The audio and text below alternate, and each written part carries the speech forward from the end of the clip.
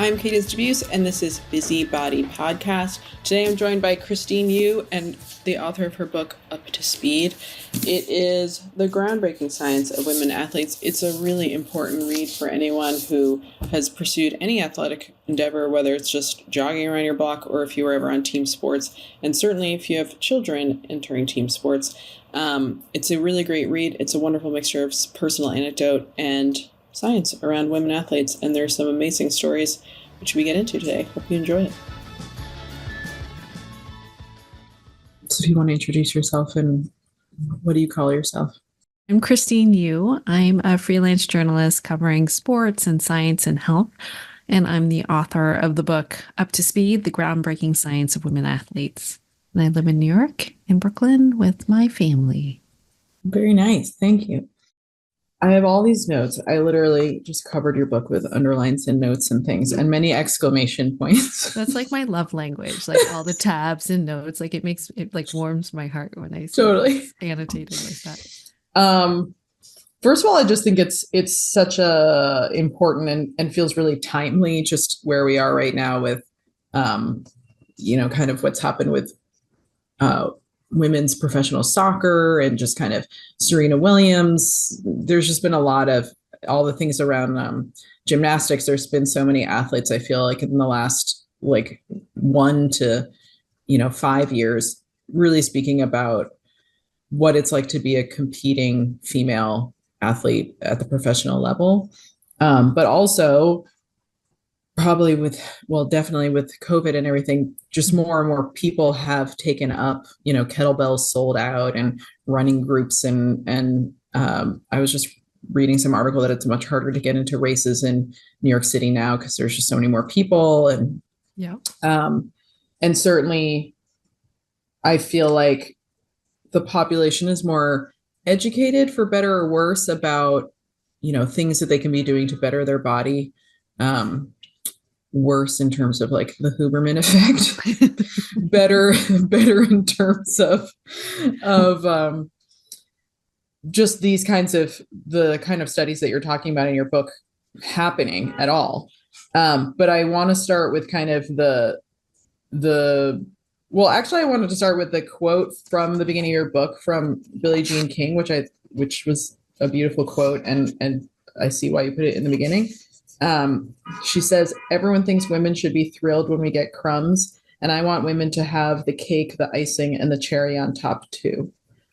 And I think that is something that I experience with my clients often, that women are so used to getting nothing that the bar is so low, when it comes to our care in any way. And, that'll be like listening to my clients talk about going to the doctor, and they're like, well, they didn't tell me I was making it up, so it was better than the last person. It's like, they didn't even help, but at least they didn't tell you that you're crazy, Yeah.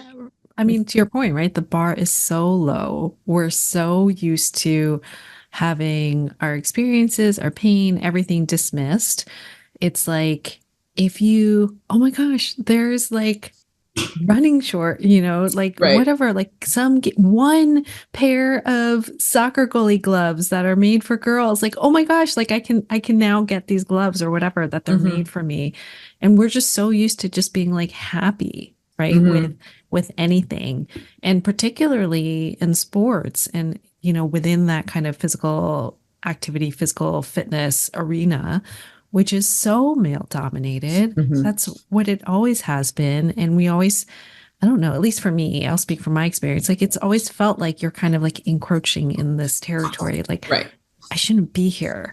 Or if I'm here, I need to like downplay the fact that like I am a girl or I am a woman, and like anything that might kind of set me apart in that way. I got to be like tough, like the boys or whatever it is. And yeah, so it's like if there was any sort of recognition, it's like, oh my gosh, that's so great. I understand that, like, physiologically, generally speaking, men are quote unquote stronger than women, just in terms of literally things like larger heart size and like, overall larger muscle mass. But, and this is kind of like the nuance of these arguments. But then just like what we seem to forget, because we all get hammered with that, is that day to day, I'm sure you or I could do more push-ups than plenty of men just on the street. But to your point, I think, right, like if you are age matched, fitness matched, all of those things match, like you're looking at a male bodied athlete versus a female bodied athlete, yes, right? Like those differences, of course, like the men are going to outperform the women because largely, I mean, generally, Yeah, very general. because of these physiological differences. But to your point, right? Like when you kind of spread it out over the entire population, that's not always gonna like fall out that way. And I think it's partially this tendency that we have, or this desire that we have to just make things as simple as possible. We just Mhm. want to put things in buckets and, have these like absolute rules, to help guide us. And I think we often lose sight of the fact that yes, there are sex differences, obviously, but the real thing is that like we're all human though. Exactly.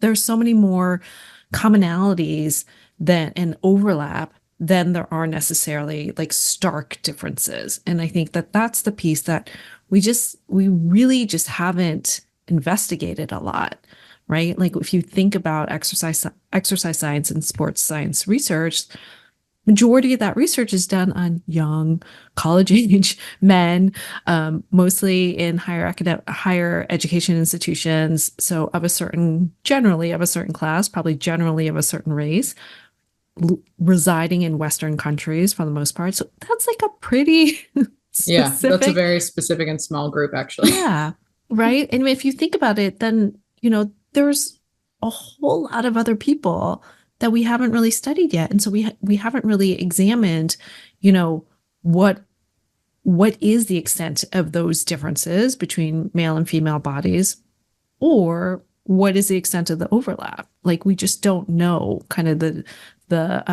degrees of all of that. I think also what comes up is because women have just so historically been removed from all study and just devalued in all of these areas, we're missing out on all kinds of um, the skills, the benefits, the power that women have to add to any sport or athletics that Mm-hmm. is just completely unrealized at this point or seen Yeah. as kind of like an outlier. Can you speak a little bit to what you've learned that women and female athletes based or female bodies are more adept at? Yeah. So, I mean, the one thing in the research that seems to be coming out a bit is, you know, people in female bodies seem to perform better in these ultra distance events. So, like these super long distance 50, 100, 200-mile running races, marathon swims. So, like around Manhattan Island, Mm, across the English Channel, that type of thing, super long cycling races and stuff like that. Um, it could be partially due to physiology because women tend to have more of, I'm totally going to mess this up, more of type 2 muscle fibers, right? Kind of the right more along like the slow endurance. twitch. Yeah. Fibers that don't tend to tire as quickly as the fast twitch, powerful fibers that are predominant in men. So potentially that could play a role. Potentially it could play a role in terms of how women metabolize fuel, like carbohydrates and fat, might kind of be easier to switch to fat burning at some point. Um, but for me, the interesting part of it also is the fact that, like, as these distances get longer, I think what you see is some of the physiological advantages that men might have, like you mentioned, like the bigger hearts, the like higher VO2 max, and all of those things. It kind of starts to wash out Sure. as you're going for like hours and hours and days upon days, right? So those like physiological attributes, I think, start to play less and less of a role. And so then you start to get into some of these other aspects of sport, like psychology, like, the whether or not your gut can handle food and nutrition over these long periods of time and how it digests. Because if you can't fuel, you're not going to keep going, right? Yeah. How you manage problem solving, those types of things, I think, start to play a bigger role. And there's not a ton of research around on it, but for me, it's that interesting question of like, huh, Is that part of the reason why women tend, that performance gap between men and women narrows as distances get longer? Does that play a role in it?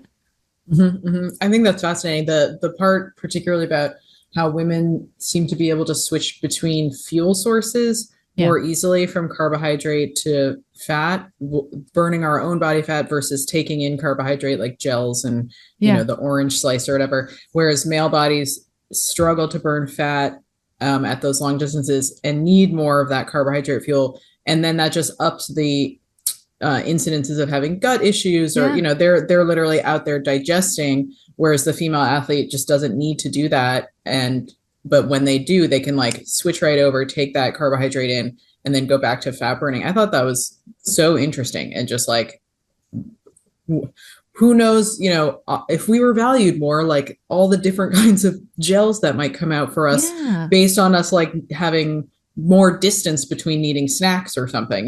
Yeah, exactly. And I mean, this is somewhat related, somewhat off topic, but it also, I saw a tweet or whatever it's called now. Yeah, Like, it's now not a no, tweet. there's no word for it anymore. But Sarah Spain, so one of the ESPN, or I don't know if she's still at ESPN, but she was responding to someone else's comment on, I guess it was a podcast, and there are these two men, sports writers, who were talking about how, the WNBA should rename their teams after the men's teams, right? Mm-hmm. So instead of, whatever, like in Chicago Bulls, like it would be like the, W Bulls, or, whatever, something like that. And Right. then taking that. And then they were also talking about how, oh, they should lower the height of the basket. They should, do all these things to kind of make the women's game more exciting. Mm, In other words, make it more like the men's game. And her mm, point was like, what? Like, be quiet, like shut up. Like, I wish all these guys would just shut up, because like the women's game is different. Just let it be what it yeah. is. Like, women play differently. It does not need to be the same as the men's game in order to be valid, in order to be exciting. And that's the piece of it too that I think, to your point, it's like, what if we just valued women and Right. women's sports and our abilities as our own thing, rather than constantly trying to measure up to men, trying to compare it to men and the men's game, because that's not relevant to Yeah. us. Yeah. Sure, yes, that existed first, and that's what we're familiar with. And like, I get the impulse to do that, but like, I wish that, we could all kind of just, there can be these two things and they can both exist at once, and they don't have to be Yeah. the same. I feel like that breaks people's brains. Like I remember a long time ago reading an article about how women professional golfers are much better. I don't play golf at all. Basically putting, like much, Uh-huh. much better at getting the ball in the hole in short distances. They are like much more highly skilled than male golfers, but they don't have the power to Mm, hit the ball super far. And because we value that yeah, aspect of the sport, that's what gets all the press attention. And that's what is called like, quote unquote, a good golfer. But if you were just to put them all and just be like, get this ball in that hole with as few strokes as possible, the female golfers like way outdo the male yeah, golfers. And that's that whole thing. Like, let it be its own thing, like value what yeah. these games are in their own merit, instead of this constant comparison as though the male experience is the only experience to have. Um, can you kind of lay the groundwork for us a little bit? There's a lot in the book just about how essentially sports are set up for men by men, and that is where this paradigm comes from. Mm-hmm. I think a lot of people just feel like since Title IX happened, we're supposedly on equal ground and have equal access, but instead of, I feel like we're like popping a trap door up in the middle of a field and being like, can I join now? And it's Yeah. like, it's not like they like, we're just like, welcome in, like, here's your amazing locker room and all your gear. Can you just kind of give people a basis understanding of that? Very Yeah. short. That's You not know, hard at all. Really easy, two sentences. No, so I mean, essentially, sports has always, like you said, been for men by men. It's been this realm for men to show off the masculine form, their athleticism, to show off their, prove their masculinity and power and all of these things. Women have for the longest time not been accepted into those realms, right? It was considered inappropriate. It was considered, potentially damaging to women's bodies because we're too fragile, right? We can't do Right. these vigorous things. And, most importantly, it might damage our reproductive system. And God forbid we can't have kids. Um, but to your point, right? Like Title IX was huge in terms of really opening the doors to sports to girls and women in a way that wasn't available before, right? There could not be discrimination in, educational institutions or other institutions that receive federal funding. So like they had to even out the athletics. But just because there was more access to sports for women does not mean it was equal access, right? So I heard stories from women, who were in college at this time who were like, yeah, we played basketball, but we got the men's team's hand-me-down uniforms, Mm. old sneakers, because there were no women's basketball sneakers at that time.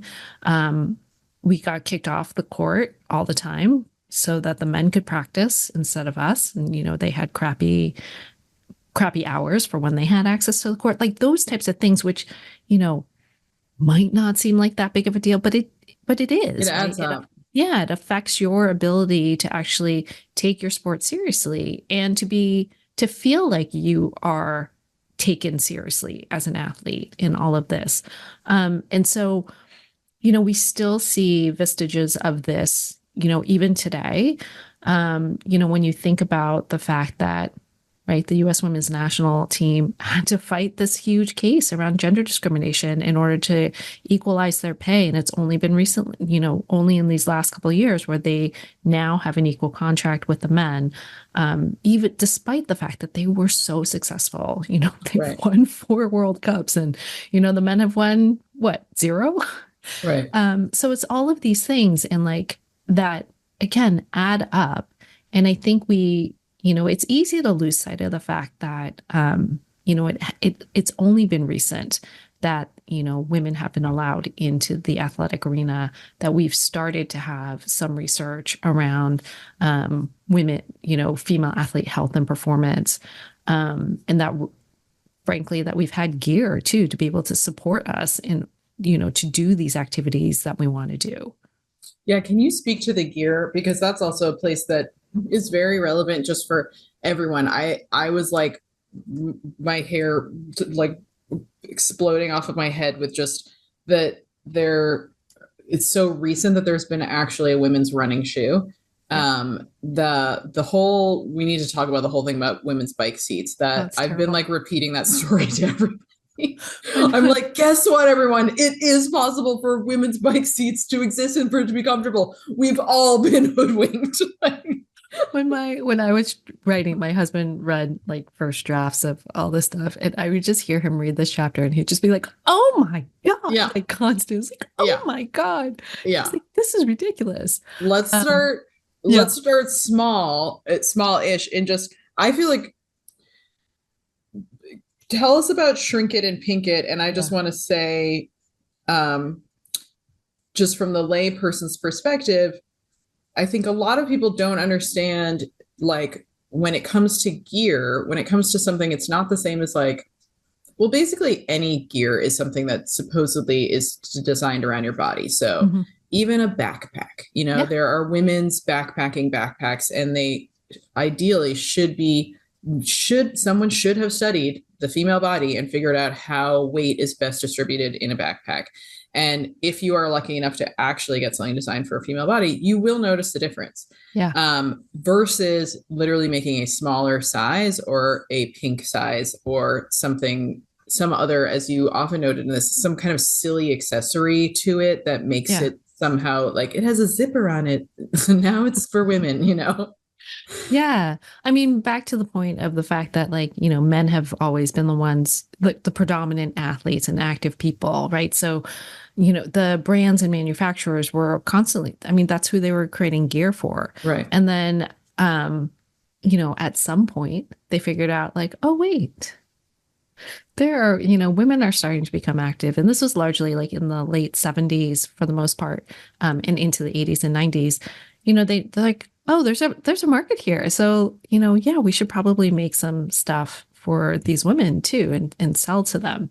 And so there's a lot of assumptions built into that, right? So one is this assumption that you could just take something that was created for men and kind of size it down, to add, so say like a shirt, you could kind of shorten the sleeve, make it a little cute little cap sleeve, tuck Right. in the waist a little bit, like shrink it a little bit and change the color. And that would be sufficient, right? That would fit a female body. Um, and they could sell it like that. But the assumptions built into that is like that, what works for men essentially works for women, because you're not actually necessarily studying or asking women, what is it that you need from an athletic piece of clothing or gear? Like what's important for you performance wise, right? And so also a lot of this gear tended to be, aimed at kind of novice level beginners, Mm. because again, this assumption that like, oh, women are just kind of dabbling, they're just, they're not serious athletes, they don't need like the serious thing.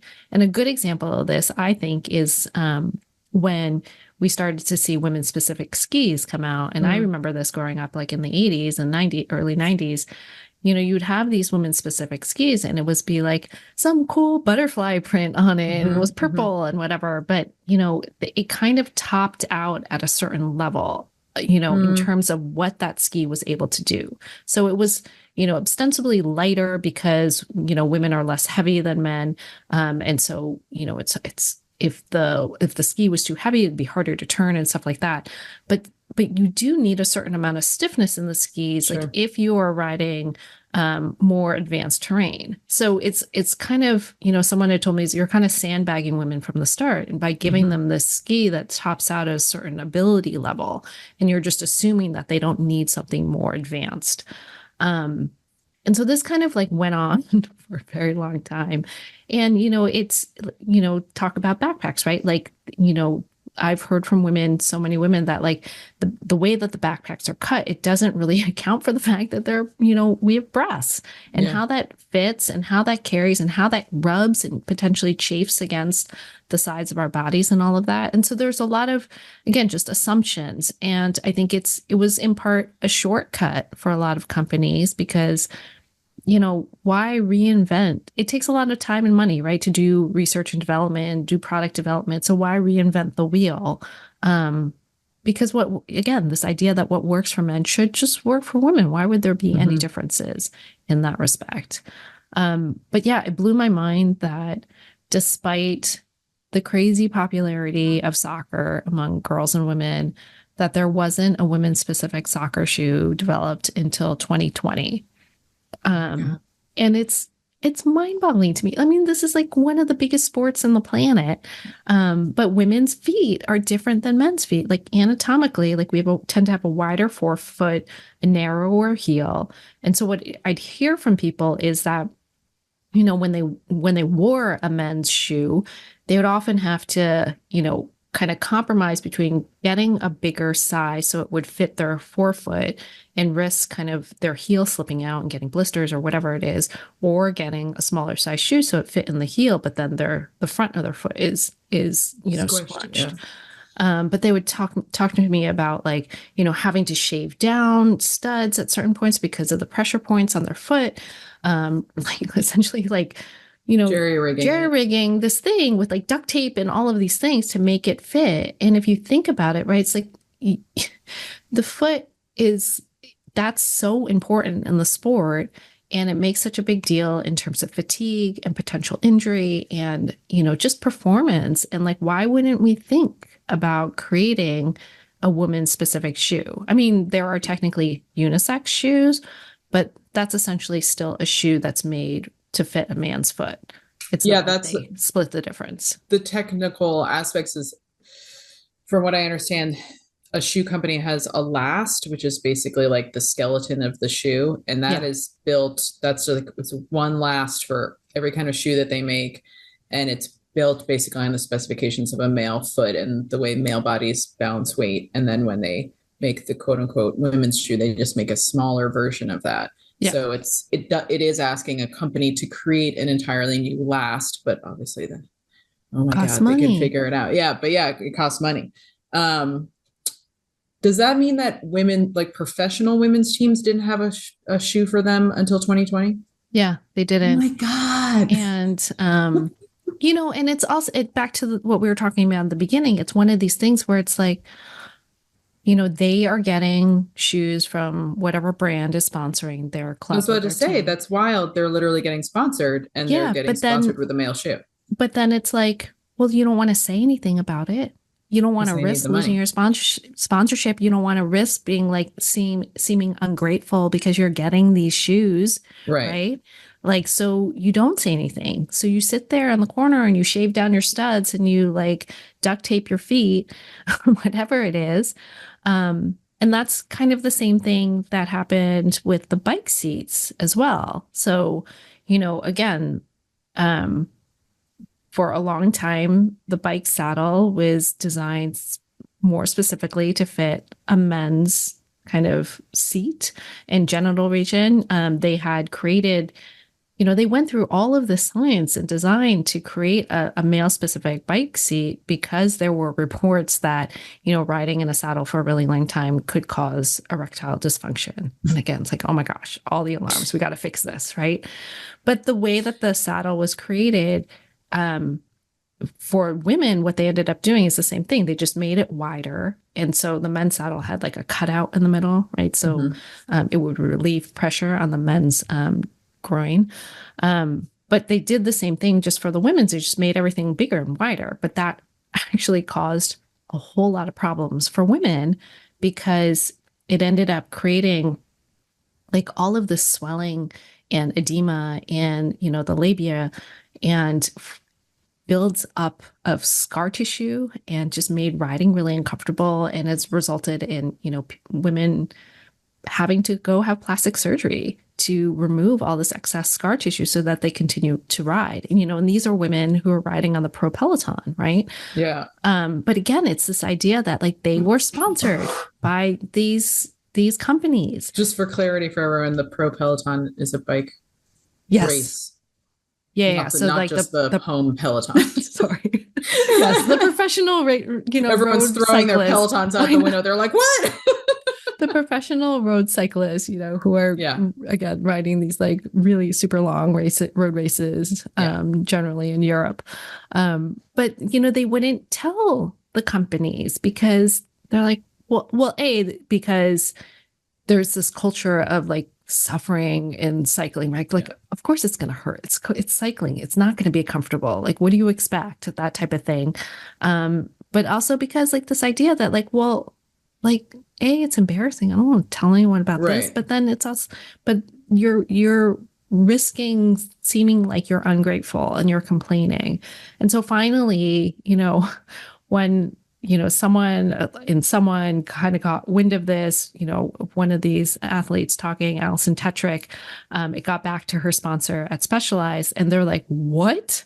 Like, what are you talking about? Like, they had no idea that this was happening. And it launched this huge project to design, like basically from the ground up, a women's specific saddle that addressed all of these issues that actually makes cycling comfortable. Like, if you can imagine. I can't imagine. Have you tried one of those? No, saddles? I haven't. And I'm like dying to try one because I hate cycling. Like, I hate biking because I'm like, it's so uncomfortable. I just have a single speed road bike, but I do have a Brooks female saddle on it, which is not, it just doesn't mean anything. It has a cutout that's slightly wider than the men's, I assume, so that my labia can like dangle through it in some way. Yeah. But it's brutal on my sit bones, and I've definitely had numbness and all kinds of things. And then hilariously, I wore bike shorts. I did the five borough bike tour Uh-huh. last year, and I wore these padded bike shorts. And I don't usually wear padded bike shorts, but the Brook Saddle, if you're familiar, they have zero padding on them. So I was like, all right, it's a long ride and might as well be more comfortable. And I got bike shorts. I'm just going to call out all these companies from, what is it called? Rhea? What's Rella? It's like everybody wears them all the time. It's also my friend's daughter's nickname. Totally can't remember. They're Italian bike Okay. gear, and they're beautiful clothes and all this stuff. Yeah. Really nice, and everybody has them all the time. It's like all the cool kids wear them. I got these bike shorts. I was like, these look cute. I wore them. They were basically a diaper. Like they were not.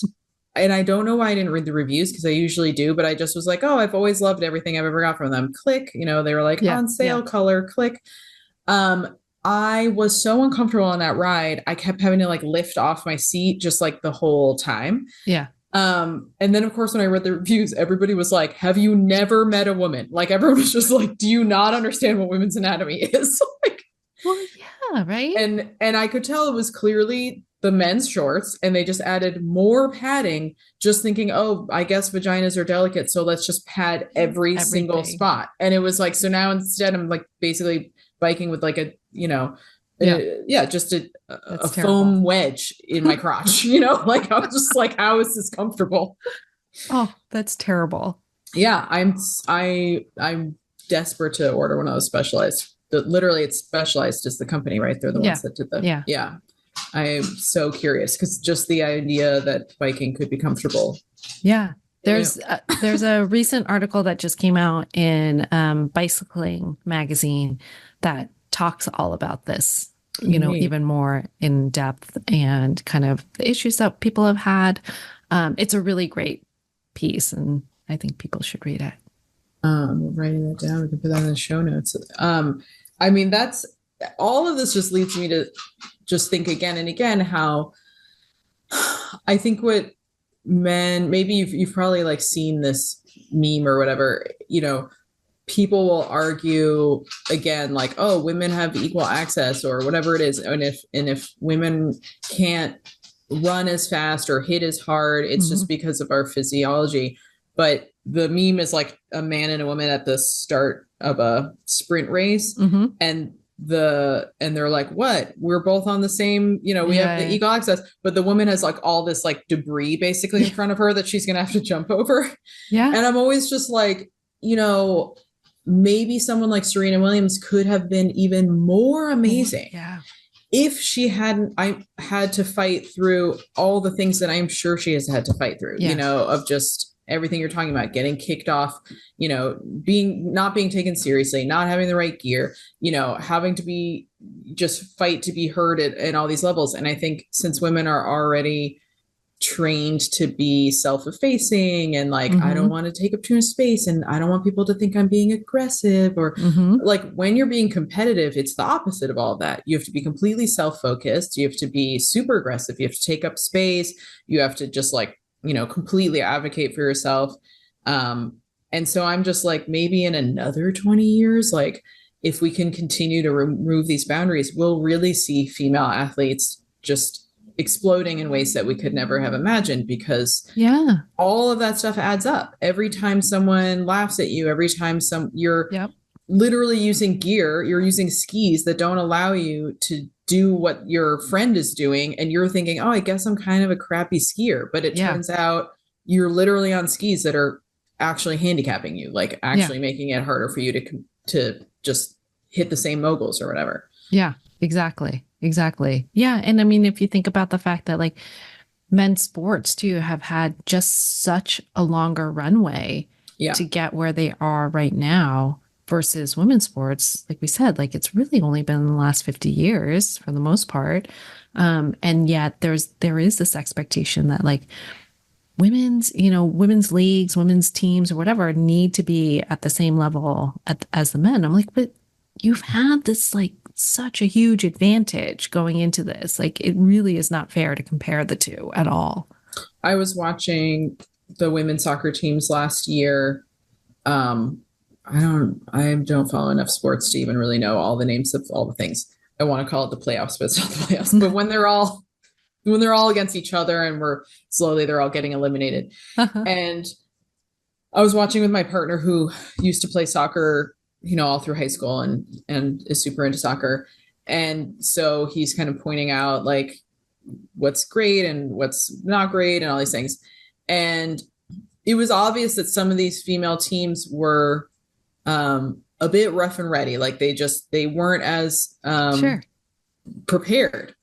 And then I was telling him that I'd been reading that, as usual, like they didn't get enough funding. So they only could get there like right before they played. They didn't have enough money to get there 2 weeks ahead to not be jet lagged, to literally play on the fields and get used to where they were going to be. Like all these things that just like now you can look at them and go, oh, well, I mean, women's teams are just not as good. And it's like, yeah, they're like literally having a million obstacles to even the fact that they're there is so amazing. And instead you see all the comments that are like, well, women's soccer just isn't as exciting. That's why they shouldn't get paid as much. Like it just doesn't draw the same audience. And it's like, oh my God, fund them, give them shoes that are correct for them. Yeah. And then let's see what they look like. And also they are very exciting. Yeah. Or like pay them enough so that they don't have to have like like another job in addition to being a professional athlete, right? So that they can actually focus on their training and recovery and all of those things to be able to perform well. And the fact that they're doing all this, again, like to your point, while doing a million other things is like, frankly, pretty amazing. Yeah, it's amazing. Yeah. When you watch those games with that in mind, they become very exciting games. Yeah. Yeah. Your book started with you talking about how basically you got it. I mean, this is a short version. You got into it because of your own injuries and then as an athlete, and then looking into how injuries, again, that's just like another place where there's no research. Yeah. Since probably most of my listeners are not pro athletes and don't have coaches and PT people on call, what can you speak to us a little bit about that and sort of how the average person can use that information, because there are plenty of people out there who are still playing tennis because they played all through high school and college, and they're not getting sponsored, but they take their game seriously, or they're training for marathons or whatever, and then they get injured, and then as you experienced, there's really not data around female bodies and injuries. I joke that I'm probably single-handedly funding my physical therapist like practice because like I pretty much live there, I think, at this point. But there isn't a ton of research. So again, it's like it's to this point where back to what we were talking about in the beginning, there's a lot of areas of overlap, right? So there's going to be kind of guidance and protocols for some for general things like ankle sprains or, tendonitis or like things like that very likely apply across the board, right? Like we are all human. Yeah, that we don't necessarily need to take a gender or sex specific approach. But kind of the parts that really interested me were the types of injuries that seem to disproportionately affect women and trying to understand why that was. So those are things like, traumatic knee injuries like ACL tears, potentially concussions, and bone stress injuries. Those were like the three big ones that kind of popped out to me. And I think that, it's really, I mean, again, like those are especially the concussions and the ACL tears, like those, thankfully aren't super common things that we have to think about, right? But I think that, for me, what really jumped out was the fact that oftentimes when we think about injury, we think about what are the areas of risk? What's putting you at risk for injury? And that often comes back to something related to your body, right? Like whether your anatomy, your physiology, something going on, right? It's like, oh, that's your weak point, right? That's the area where we need to focus on. But what I found was really interesting was the fact that oftentimes those weak spots were things that were specific to women's bodies or to female bodies. And in that way, it made it feel like, well, I'm just destined to be injured because like that's like I don't I have wider hips than men, so that means that my Q angle in my legs, right, to my knees it's going to be higher. So that could potentially mean that I'm more prone to ACL tears. And look at that. I've had 3 ACL tears, right? Mm-hmm. So it's like, what's wrong with me that's putting me at risk for this? And I feel like that's such a hard narrative to live with. And it doesn't necessarily have to just be with knee injuries. It can be with other things too. It could be with stress fractures. It could be with just knee pain or, anything like that where you feel like, God, what's wrong with my body that Mm-hmm. is not allowing me to do this thing that I want to do, or that I always seem to be kind of like achy or hurting or something's wrong. And so for me, like, I think the thing that I take from it and the thing that I want folks to think about is the fact that, like, it's trying to shift that narrative a little bit in the sense that, like, it's not, there's nothing wrong with you, right? Like, Mm-hmm. your body is your body. And that's just what it is. It's neutral. Like it's neither good nor bad. It just is what it is, right? We can't necessarily change any of that. But there are things that we can all do to kind of bolster that up, right? So things like strength training and, the super annoying, boring physical therapy exercises that I have to do all the time, but there are things like that, and thinking about like nutrition and just trying to figure out like, what is it that, okay, given what my body is or whatever it is, like, what is it that I can do that can support my body instead? Right. Rather than just constantly thinking about like, what's wrong with it? What's wrong with it? How can I avoid this pitfall or whatever it is? But like, rather like, how can I best support my body so that it can be potentially the best version of itself? Mm-hmm. If that makes sense. Yeah. And that's a lot of things. Like I said, like it's the nutrition and just like flat out just making sure you're eating enough, right? Because like that can lead to so many different problems down the line. Um, and the strength training is really important. And I think especially for women, and thankfully, like the narrative around strength training seems to be shifting and continues to shift in a good way. But that's a key part of it too. Just like making sure that you're strong and you're not just doing cardio 24/7, which is what I thought I had, it's like in my teens and Yeah. 20s, like was all I Well, thought I that's kind of could the do. next thing I wanted to ask you about was the female athlete triad, because I was thinking about how when you were just speaking right now, this is another place that like patriarchy creates like a little snare for us. Women are essentially encouraged to be dieting and appear weaker, so that we don't threaten the men. Yeah. And then by doing that, we literally become physically weaker, Yeah. becoming undernourished, setting ourselves up for osteoporosis, all kinds of like, soft tissue tears and Yep. injuries that take a long time to heal, digestive issues, fertility issues, like all these things that are also going to literally just make it harder, more uncomfortable, distract us from being able to just focus. Like it's pretty hard to get better and better at basketball if you're having like digestive issues or Yeah. your period is going all over the place because you are also chronically undernourished. And then, yeah, all the kind of exercise for thinness is not exercising for power and strength. Yeah. You're not lifting heavy weights, you're doing endless cardio and all this kind of stuff. And so again, you're just like, sometimes I think, well, oftentimes completely unintentionally, so many women are just kind of caught in this hamster wheel of being like, but I am working out, or like, Yeah. I thought I'm quote unquote doing the right thing. But you're really just kind of satisfying this patriarchal standard in the guise of quote unquote health. Yeah. Um, and the female athlete triad, I'm going to ask you to tell us about it. But I first really read about that with the book Run Like a Girl. And of course, I can't remember her name, but she's, I think you might have Like, mentioned why her at can't some, I remember who her wrote book's that? up on my shelf. I can run over and see, but she's like I think she's a 10K Oh, Lauren Olympic. Fleshman. Yes. Uh-huh. Yeah. So I read her book early last year and it really blew my mind. It's so much about um, being a college level athlete. And I was a dance student in Mm-hmm. college and I had stress fractures 3 years in a row.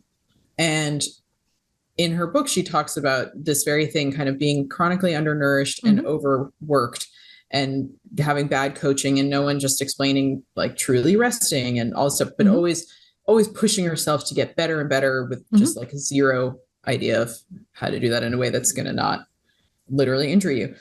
And I had never, no one ever knew why I got stress fractures over and over again. Yeah. And I think really interestingly, also, which she talks about in her book, I wasn't underweight, like I wasn't Yeah. bony, but I was a dumb college student and I was like vegan and like doing all these stupid things, basically. Not that being vegan is stupid, but when you're in No, your but 20s, it's yeah. dumb because Yeah.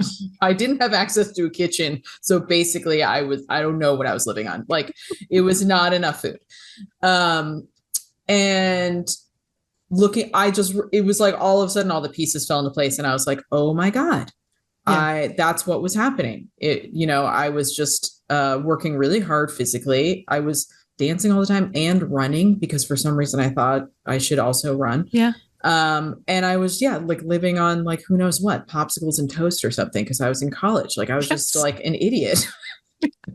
And also just like I could not make a steak, like there Sure. wasn't a Sure. kitchen, Yep. like Yep. all these kinds of things. So um yeah, can you speak to that female athlete triad? Because also I keep asking you to speak and then I'm talking, but also because I think so many women who are not professional athletes but are very active running around after Yeah. kids and also training for a 10K Yep. and playing squash with their friend on Saturday don't realize that being chronically undernourished is just like so across the board, Yeah. and shows up in so All. many ways. Yeah. And I think it's, it is this catch 22 in a lot of ways because, we have this like, diet culture and patriarchy and all of these ideas of what like an athletic body should look like.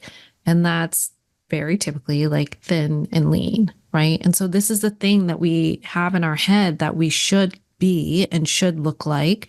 And I mean, to your point that we just end up kind of working out, exercising, whatever you want to call it, with this idea of I think with the goal of loss, right? Like losing weight, Mm, losing fat, losing it's always about like some sort of loss in a yeah, way, but negative. not thinking about it in terms of like gaining strength, gaining endurance, gaining whatever it is that else there is out there.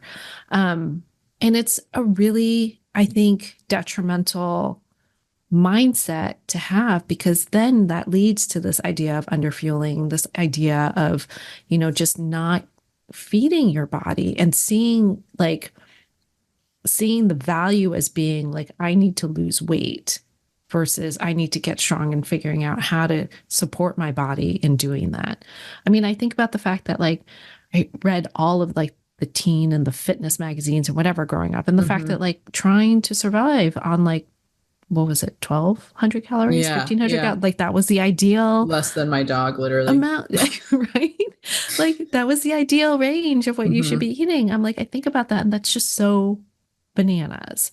And I had a similar experience in the sense that like growing up, I had, kind of heard about this idea that like, oh, if you lose your period or you don't get your period, that means you're really fit. That Mm, means like you're an athlete, you're, in shape and all of this stuff. But I never really thought about it so much until I was in my mid 30s. I was at this like magazine event thing, and they had a doctor talking, and she was talking about the female athlete triad. And it was the first time that I heard someone talk about the connection between menstrual cycle health and nutrition and bone health. mm-hmm. And the piece, like I kind of, knew the connection a little bit between the nutrition and the menstrual cycle because, you'd always hear kind of rumors too. It's like, oh, if you, might be anorexic if you're not getting Right. your period or something like that. But this idea that it connected to bone health kind of blew my mind. And hearing that, I mean, adolescence and young adulthood is the prime bone building period. And that's why it's really important to have your period during that time, because you need those hormones, which helps you lay down bone. And if you don't, lay down your full potential of bone at that period, it's like you can't make it up, right? Yeah. Like I couldn't start making it up in my mid 30s. And it's just at that point, you're just trying to keep what you have. And it made me so angry because I was like, Hmm. why didn't anyone tell me that when I was younger? Like, Yeah. why didn't I have that information? And like, because if I could think about it in that broader spectrum of like my bone health, something that I need for my entire life, like maybe I wouldn't try to just eat like half a pita and a slice of provolone cheese every day for Exactly. lunch, you know? Exactly. Um, and Yeah. so that kind of set me on this path. And so, long way of answering your question about female athlete triad. So, this is actually something that they noticed, way back in like the 80s and 90s, mostly amongst runners and gymnasts. And they would notice that, super competitive high school, college athletes, Olympians, a lot of these women would start to lose their menstrual cycle, and some of them would experience these bone stress injuries, and they noticed that connection. um, and at the time it was almost like it was alarming in the sense that they were more concerned about the presence of eating disorders like anorexia, particularly anorexia, and, the potential for, someone dying from that, right? There was a very famous gymnast, Christy I Heinrich, I think looked is her her up name. after Yeah, reading about her. who Yeah. passed away. She was super young. She was super talented. And it really just like freaked out a lot of these doctors. Like, why aren't we doing, like, we can do something about this? Why aren't we doing something about this?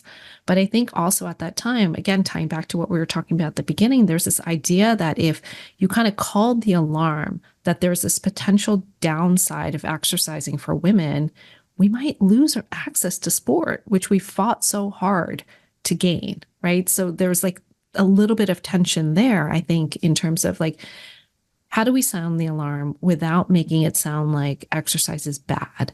And Hmm. how do we do it in a way so that, we don't jeopardize our ability to play sports, right? Mm-hmm. And so, kind of as thankfully, things are starting to change and people are talking about it more. So it's really this idea that, it's not exercise that causes problems here. It really does focus around nutrition and this idea that your body, it's like a gas tank in your car. You need a certain amount of fuel in order to do all the things your body needs to do, right, during the day. And then if you are exercising, obviously it needs to be able to support that as well. Hmm. And so if you kind of get down towards empty and into the red, your body starts to freak out, right? It's pretty smart. It starts to think you're starting to starve. And so it starts to shut down some of the physiological systems in your body that aren't essential. And so one of those is the reproductive system, because, it's like not a really great time to get pregnant if you're starving, if there's no food around, right? So that's why you start to see irregularities in your menstrual cycle, why you might start to see the menstrual cycle start to disappear and that type of thing. And the important part of that is, as we kind of alluded to, is like it is those circulating hormones, so the estrogen, progesterone, which play a key role in your body's health, aside from just regulating your fertility and, Hmm. see if you can get pregnant every month or whatever it is. But estrogen in particular plays an important role in bone health and cardiovascular health and like pretty much every other system in the body. And so when those levels of hormones start to go down, you start to see this cascade of other problems start to arise, right? That's why you start to see some of the bone stress injuries. That's why you start to see, like cholesterol levels can increase, Hmm. why you might experience some gut problems. There's some links potentially to some mental health issues as well. And so researchers have really started to elucidate this more in the last about 10 years or so, looking at it. There's kind of the terminology is broadened a little bit. It's to relative energy deficiency in sport, to really kind of capture this wide range of things that happen, and the fact that like it doesn't just affect women, this affects men as well in their hormone levels. It's just a little harder to kind kind of be able to notice it because they don't have something like a menstrual cycle, right? That's kind of this red flag.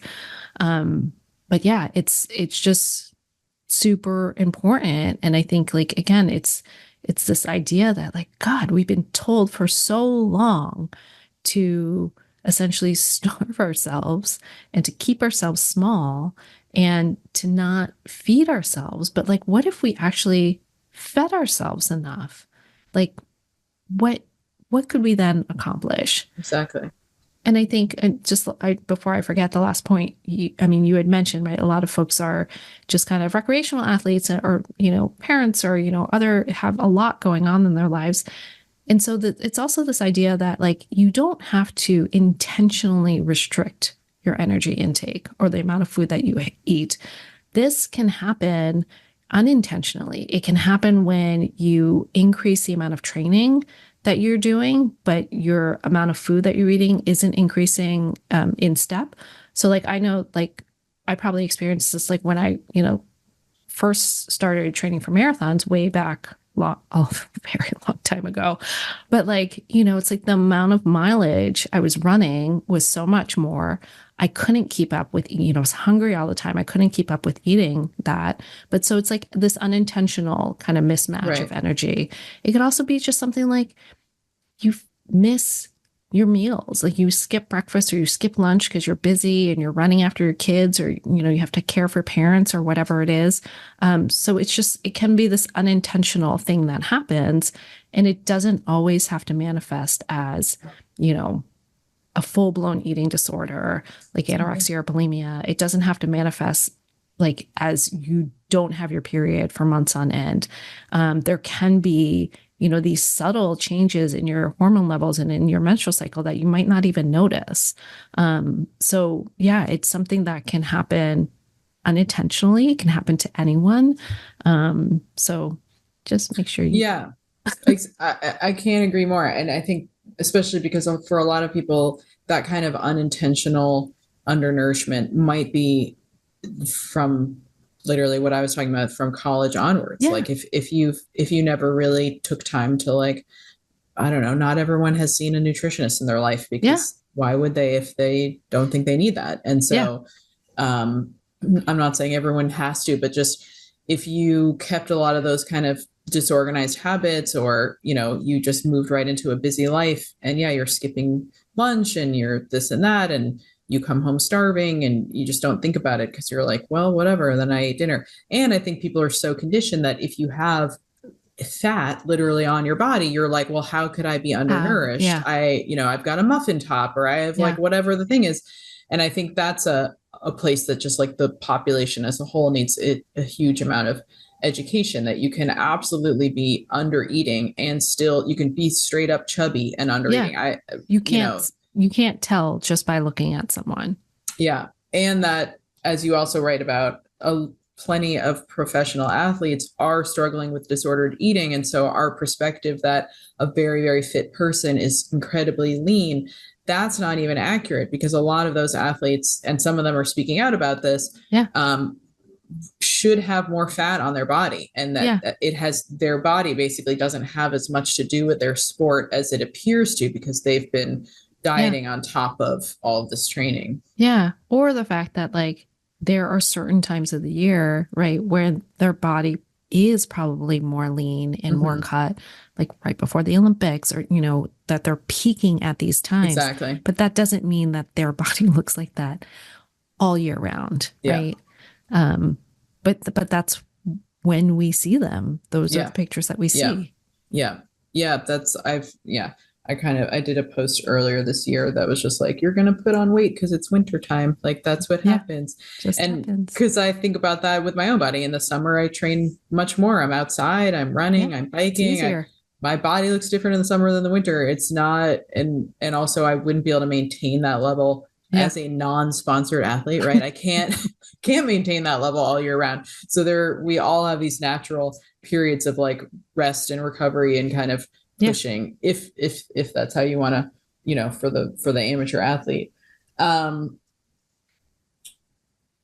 This is kind of a big topic, but I want to make sure we talk about it before we go, which is and you touched on it in your book, how do all of these things, because we're speaking in such binary, how do these things affect trans athletes? And, you know, we're in this moment now, which is exciting, where trans athletes are really pushing at a lot of these Yeah. boundaries. And I'm excited because I keep thinking, you know, this is how we are actually going to further women in sports, even though that's like not what Yeah. the main goal is. But I'm just like, they're really exposing how ridiculous all of these binaries are. Yeah. And can you speak to that a little bit, because obviously you wrote in your book about how gender, I mean, sex is, or I don't know, you'll say it better, but the spectrum, there's already spectrum in male and female bodies. So to Yeah. just pretend that just because somebody has a vagina, they're vastly different from a male body is also just false. Yeah. I mean, it is really hard in both of these fields, right? In sports and in science, because they are so predicated on the binary. And again, this idea that you want to make things as simple as possible and let's put things in buckets. And, we have to categorize folks and all of that. And I think, we talk about, I think it's interesting to me because we talk about one, like these sex differences as like these, concrete things that we understand really well, when in fact, like we said, again, I'm not saying that they don't exist, but like we also just don't know a lot about it. And if we think about the fact that only 6% of sports science research really focuses exclusively on women, like that's a pretty tiny number. And then if only 6% focuses on women, there is even a much more minuscule number that focuses on trans athletes, or non-binary athletes, right? Like it is so small. And yet we are using this, like this idea of hormones and as like the be all end all of how to distinguish between trans athletes and cisgender athletes and all of this stuff, whereas again, like right now hormones is like, I guess, the easiest marker, if you will, to be able to look at, but it's not, but we we as people and humans aren't just our hormones, right? We don't exist as just like estrogen and testosterone and how they function in a laboratory or in a petri dish or how, what have you. Like it's really complicated. And I think to be able to into this idea of just boiling people down into their hormone levels and all of that is just, it's such a disservice, especially because there's such a huge variety, right, throughout the human race, in terms of what's quote unquote normal. So I think like for me, this, kind of like asking for more research on women, asking for more research on more diverse populations of people is critical to be able to understand the whole of the human population better. And if we can do that, we can also understand and, hopefully understand like trans athletes better too, and be able to figure out how best to support them as well. And to figure out, like, I don't envy the folks who do need to be the ones who are making the policies, because like, gosh, that's a terrible job, right? To imagine. But like for me, like what's important is the fact that like everyone should be able to play sports. Like there's so much value in that. And like, what are the barriers right now that are in the way of people being able to do that? And how can we best support people in doing that? And this idea of really expanding the research, I think ultimately helps everyone who's marginalized by sex and gender. So not just women, but, like I said, like trans athletes and non-binary athletes as well, to be able to figure out how we can create a better system that supports everyone out there. It's hard. I mean, and I think like it's a piece of the book that I struggled with a lot, in terms of knowing that I was essentially writing this book about talking about sex differences and talking about like how we need more research on women and like all of this stuff. but also not wanting to have the book be taken as like gender essentialist in any way, right? Mm-hmm. Or be used as a way or an argument against, you know, participation of trans folks in sports or anything like that. So just trying to figure out like how to talk about it was really hard, in not marginalizing folks even further. Yeah, it's It's a interesting. fascinating topic because it basically comes back to where we started, which is if people can give up the idea that men are intrinsically better athletes than women, Yeah, because basically, from what I've read, just with the various articles that come out, the debate always about trans athletes is not about trans female athletes, no, but it's always about, or no, not about, yeah, it's about, yeah, it's about trans women yep, winning and basically being like, oh, they only won because they have a quote unquote male body essentially, yeah. They have and more testosterone. yeah, They've they have more experienced, testosterone, yeah, they're bigger, they're taller or whatever, and that is just the same exact trap that we're all stuck in. And it's also so ridiculous because sports is not fair, you know? And no, so when I'm out running, I'm 5'7" ish, a little under. Any woman who is taller than I am literally just has an easier time. End of story. If her legs are longer than mine, or she could be the yeah, same height, but has longer legs, I see her cover more distance in one stride, and I have to take two strides. yeah, She's literally, it's just easier for her. Not fair. So annoying. How yeah, unfair. And I think about an athlete like Michael Phelps. That kid is like not fair. Like he yeah, had every physical advantage. yep, If we're going to ban people for having physical differences, ban Michael Phelps from ever competing anywhere because he's not, it's not fair. Like yeah, he won yeah, constantly because his body is a very unique form. And so it just seems like very interesting that as this discussion and all these policies hopefully get pushed, how that's going to affect, as you said, everybody who is marginalized. yeah. And I mean, I think that like, you know, there's right now, there's a lot of fear mongering going on in terms of, again, this idea that like, oh, you know, women's sports is going to be overtaken by trans athletes and all these trans athletes are going to like win. But like, if you look across the history of time, like that doesn't happen, Right. right? Like, or, and it hasn't happened, but like where I get concerned is kind of twofold. It's like, one is like, if the more restrictions that we put on trans athletes in terms of having to like verify hormone level, you know, or whatever, again, it comes back to this idea of like, what is, who's deemed appropriate Yeah. to be a woman in sports, right? And who is making those decisions about that, right? And then the other piece of it, again, like goes back to this idea that like, I'm really glad I'm not making policy decisions on this. It's like, I get it. I understand that like elite levels of sport, you have to have some sort of policy or some sort of guidance or figure this out in some sort of way, right? Like I get that.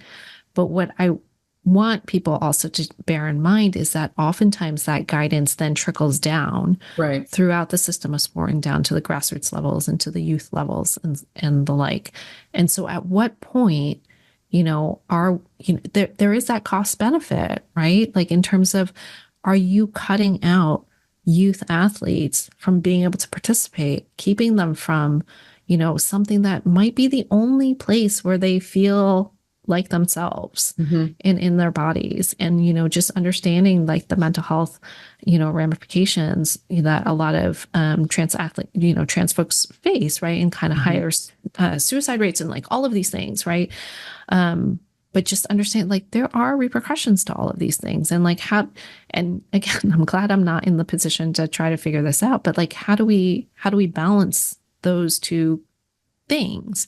Because I don't know, part of me feels like, you know, we hyper focus on the trans athletes at the youth levels because we're so hyper focused with this idea that like all of our kids are going to be like the next superstar, and like Right. this whole like professionalization of youth sports and everything, whereas like youth sports should just be for Yeah. like primarily like first and foremost about health and about fun. Like all of our kids are not going to be the next Olympic gold medalist. I hate to say that. Not everyone is going to get a college scholarship. But we've created such a high pressure situation where then it is like, oh my God, we can't have trans athletes compete at the high school level or at the middle school level because they're going to take my kid's spot. Mm-hmm, mm-hmm. Like that just seems ridiculous to me. Yeah, it is ridiculous. Well, thank you so much. This is such a great conversation. I so appreciate it. And I'm already purchasing your book for other people and talk about it all the time, forcing people to read it. Not that they need to be forced, but I'm just like, you must read this book. Oh, thank you. Is there anything that you want to publicize or shout out or anywhere that we can see more of your writing coming out? Yeah, so I mean, I'm on Instagram at CYU888. I'm not super active right now. Like I feel like I'm lurking more. I'm still trying to figure out my relationship with social media, but that's generally where I am. I feel similar. I was going to say I also have a Substack, but I feel very similarly. I'm trying to figure out, I'm like, do I like, what am I doing with this? And do I want, I don't want to be a burden in people's inboxes, but my Substack is christinemu.substack.com, and generally writing about, some sports science stuff, some like kind of personal essay-ish stuff, stuff about women's sports, other just random thoughts. I mean, in the nature of our conversation, you're not burdening anyone by being your best self. And it's more of the pressure. I'm like, oh God, I have to write a newsletter. I mean, believe me, that's my life. I'm burdening many people's inboxes, and it's just part of the nature of the game. Yes. Well, thank you so much. I so appreciated talking to you, and we'll put all that in the show notes. Thank you for having me. This was I really enjoyed our conversation. Thank you.